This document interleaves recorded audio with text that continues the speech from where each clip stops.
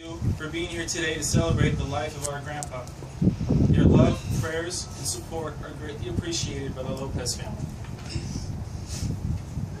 Manuel Marquez Lopez was born May 6, 1931 in Swastika, New Mexico, to parents Pascual Lopez and Mary Manriquez.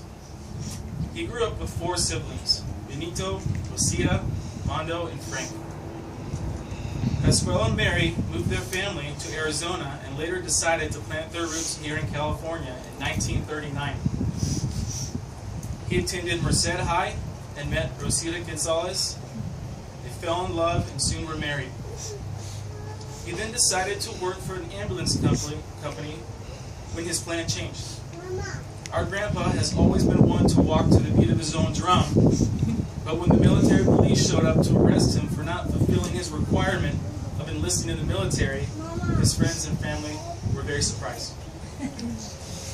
The warrant for his arrest was issued because he was thought to be dodging the military. Little did they know, his mother hid the letter and he never received his military summons. Just 3 months after the birth of their first child, Manuel Jr., Manny was called to duty. He spent 3 years in the military, one of which was overseas in Korea during the Korean War, and was awarded 4 military medals. After he returned from the war, he and Rose moved to Southern California, where their family continued to grow. Next came Michael, followed by my dad Ronald, Sandy, and Rick. While working as a foreman for Anaconda, he met his lifelong best friend of 55 years, Shannon. Manny was then recruited as an agent for the Teamsters Union, where he eventually became president. During this time, he met his close friends, Monty, Jim, and Golf. He supported all of his children by coaching their Little League and Pop Warner teams, while their sister Sandy cheered them on from the sidelines. He was an amazing coach, but the Lopez boys knew better than to try to talk to him after a loss. Let's just say he did not like to lose.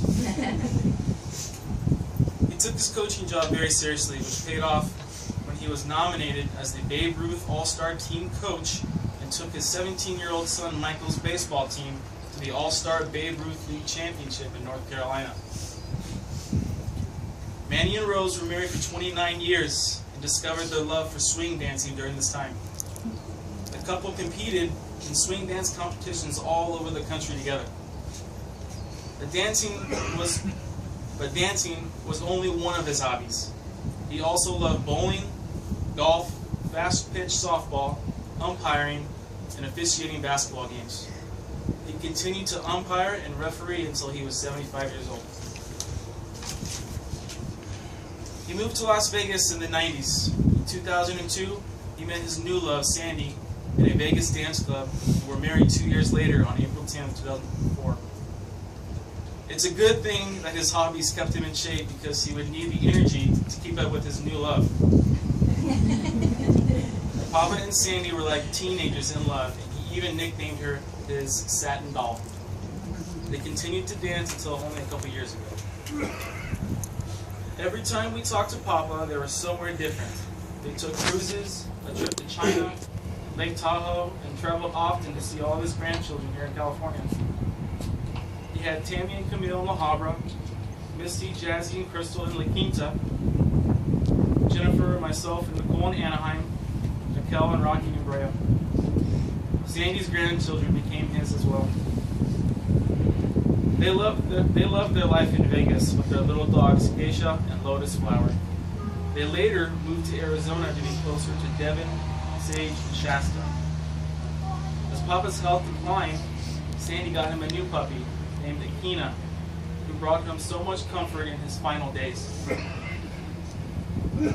He loved Granny Sandy dearly, and she cared for him to the very end. Sandy has touched every one of our lives by accepting us not only as her stepfamily, but as her own.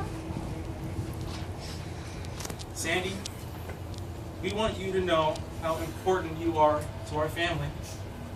We will never be able to thank you enough for the love and care that you provided for our grandpa. behalf of the entire Lopez family. We love you, and we are so blessed to have you in our lives.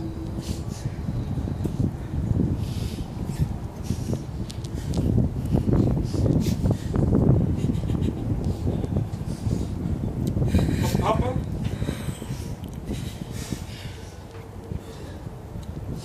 God has called you, and we know you are in a beautiful place now with your son Manny watching over us.